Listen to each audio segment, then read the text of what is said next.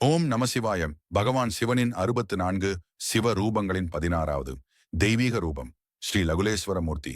லகுலேஸ்வர் என்றால் லகுலம், அதாவது தண்டம் ஏந்திய ஈசன். இந்த லகுலம் அழிவிற்கான ஆயுதம் அல்ல, தர்மத்தை தாங்கும் தெய்வீக ஆதாரம். லகுலேஸ்வர மூர்த்தி ஒவ்வொரு அண்டத்தையும் ஆளும் பரமேஸ்வரன்.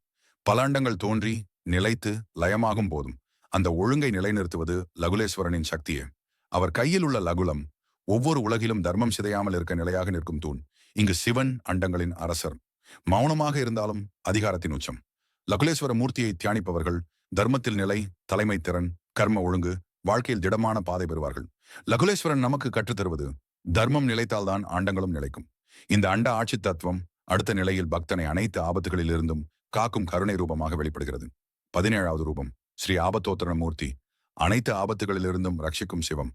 அதை நாளை அறிந்து கொள்வோம். இந்த சிவ தத்துவ பயணத்தில் உங்களுடன் இணைவதற்கு சனாதன மார்க்கம் பக்கத்தை பின்தொடருங்கள். ஓம் நம சிவாய்.